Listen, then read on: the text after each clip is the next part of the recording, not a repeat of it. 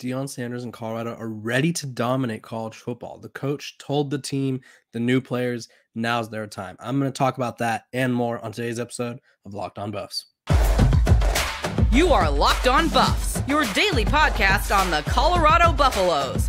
Part of the Locked On Podcast Network, your team every day.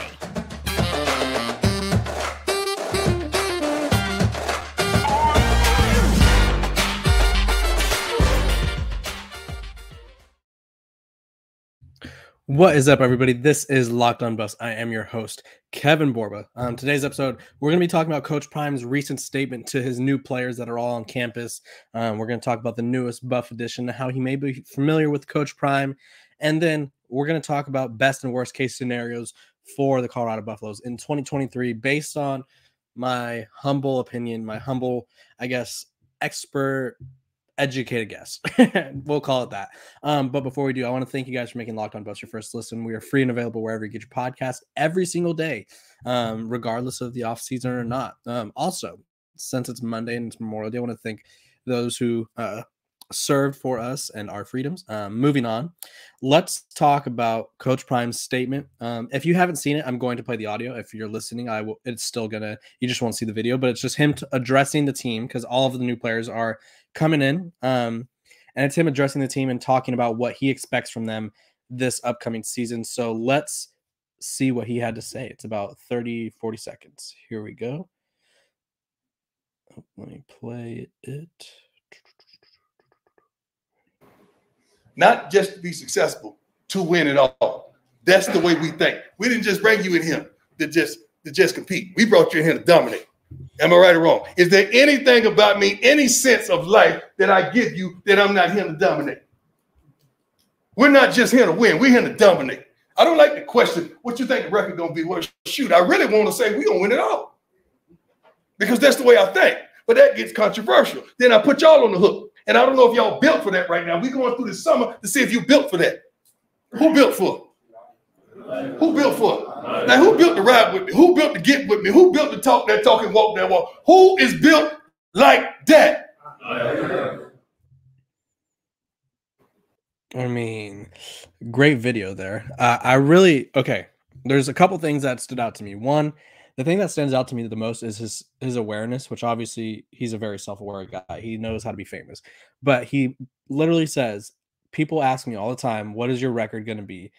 And he says, I don't like to answer that question because I want to say we're going to win the championship, but then that goes on you guys. And so I think that's just super aware. He's already eliminating pressure that he could be adding to the Buffs in 2023, because if Coach Prime says, oh, Colorado's winning it all in 2023. If he says, I brought in all these transfers, all these new talented guys, their roster last year is gone. We have all these new guys that are way better. We're going to win it all. I think as soon as they lose, everybody would rip them to shreds. And it would just be very mentally taxing on the team. And I think it would be a little mentally, I don't know what the word I'm looking for is, but mentally taxing, I'll go with, because the team's going to feel a lot more pressure.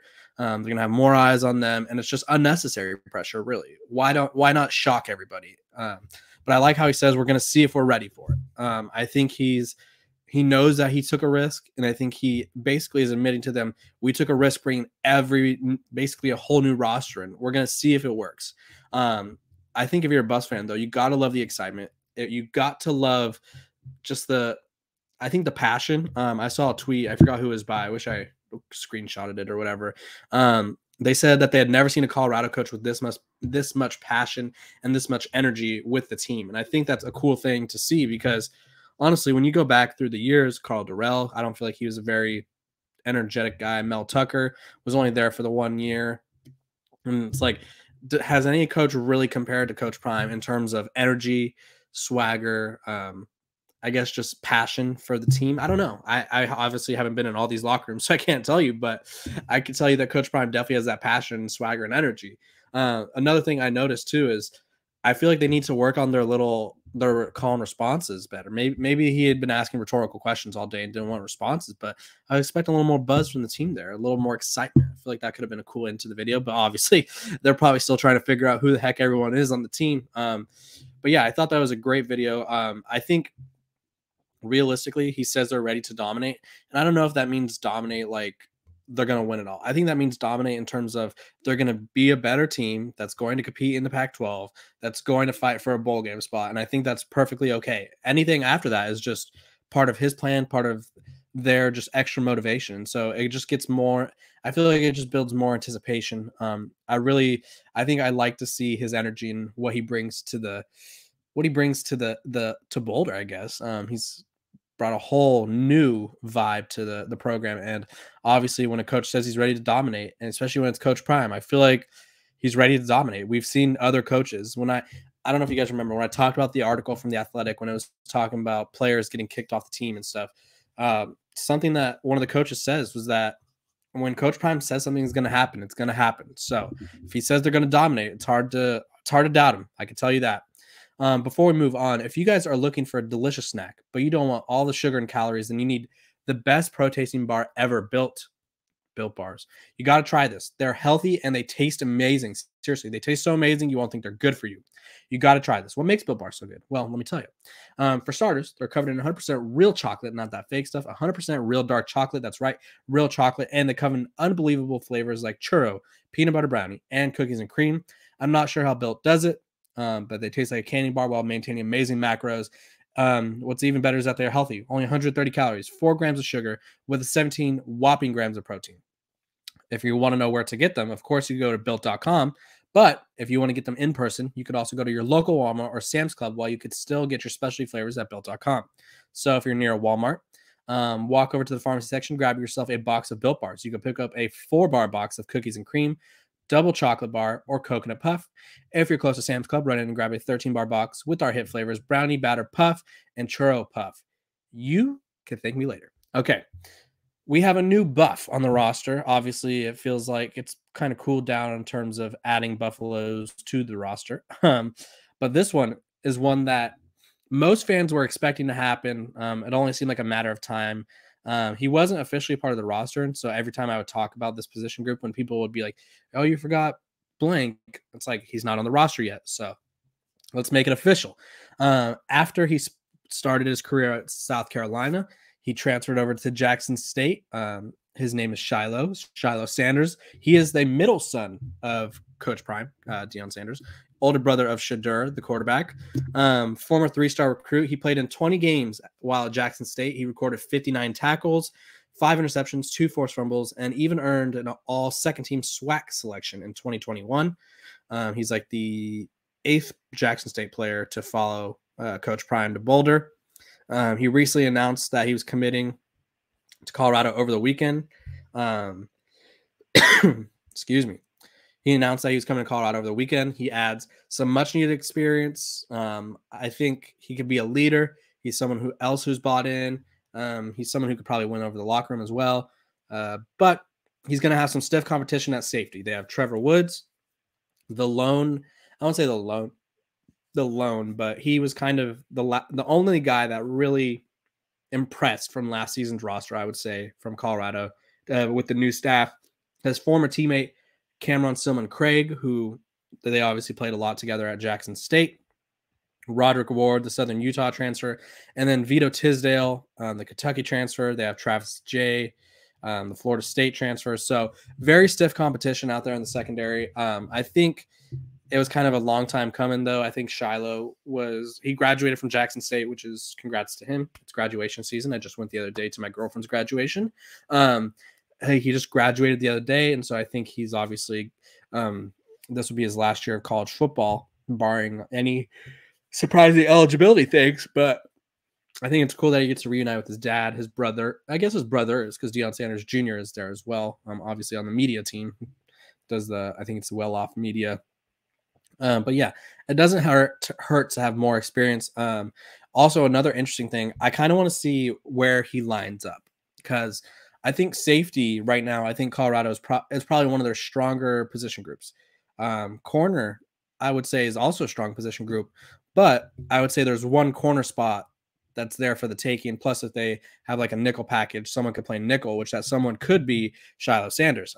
He was recruited as a corner coming out of high school and then moved to safety. So at the college level. So he kind of has a little bit of He could do this, he could do that. So we'll just see where he best fits in. But Shilo Sanders officially a Buff. That means there are technically 4 Sanders is on campus for the Buffs. So look out for Shilo, look out for Shedeur, look out for Coach Prime, and look out for Deion Jr. You know, they're all going to be running around somewhere. Okay. Before we move on, and I talk about the best and the worst case scenarios for Colorado and Coach Prime's first season, I want to thank you guys for making Locked On Buffs your first listen every single day. We are free and available wherever you get your podcasts. My everydayers, you know who you are. You guys listen every day, you watch every day, whatever it may be.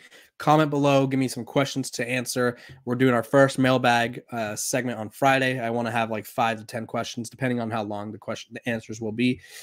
So we could talk about some more Colorado football shenanigans. But now, let's dive right into best worst case scenarios.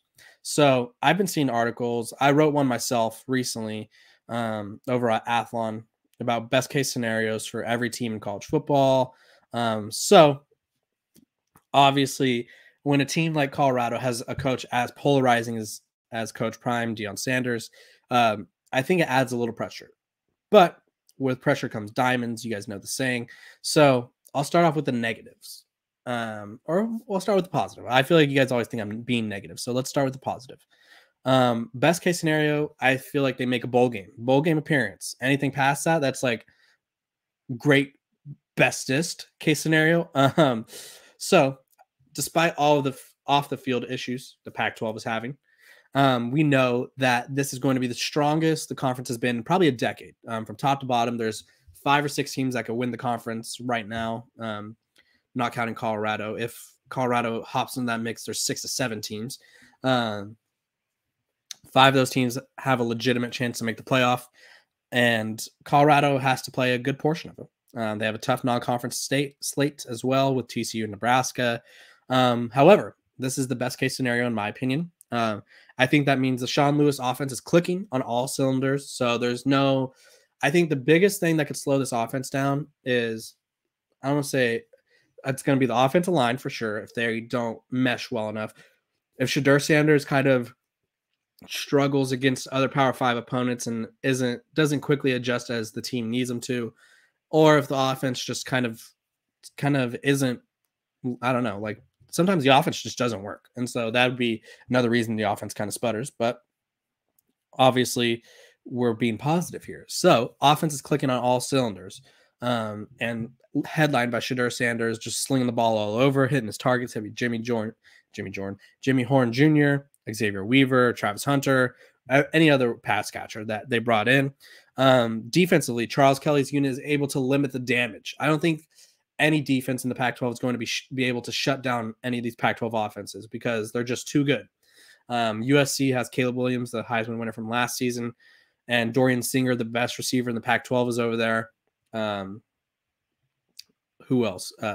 Washington. They have Michael Penix, and then his 2 best receivers, they came back. They returned Ryan Grubb, the offensive coordinator. So they have a ton of talent. I feel like every team in the conference outside of like maybe Stanford has a very inexperienced receiver room, but Oregon, Troy Franklin, they have Bo Nix, who probably will be a Heisman contender at some point if he plays as well as he was last season. But lot of talented playmakers in the Pac-12. So if Charles Kelly's defense can slow down these offenses, limit the damage, maybe hold them to 25 points per game or something, that's good. If everything goes absolutely right, there's a real possibility they string together 6, maybe even 7 wins and appear in a bowl game, which could be their 8th win or a 7th win. This would mean that contrary to the other scenario, their worst case scenario, which I'll talk about, the Buffs transfer step up to the occasion and prove that Sanders' way of thinking throughout the portal was correct. Because, and I'm about to touch on this right now, and realistically, I think, honestly, if they surpass 6 or 7 wins, that's like the perfect scenario. Because best case scenario in a lot of people's heads is them making a bowl game. Obviously, when you come from 1-11 last season, and then you make a bowl game the following season with a completely different roster, you have so many moving parts, I feel like that's pretty darn good. And either way, if Coach Prime wins 5 to 7 games, he's going to win Coach of the Year. Like, that's a given. Because he turned around the program, he took a major risk, and so now it's kind of like he's doing the damn thing. but we just have to wait and see because realistically, I think that my biggest two worries: the difficulty of the schedule because they're going to catch a lot of good teams, and also my other worry is will the transfers pan out, which leads me to my worst case scenario. Worst case scenario. Obviously, this is if everything goes wrong, and this is what how I kind of broke it down. The entire offseason, Coach Prime expressed that he felt it was best to bring in as many transfers as possible to help to right the ship, turn it around, whatever it may be, however you want to say it. It's great work in the portal. He has confidence. They're confident that he could win right away.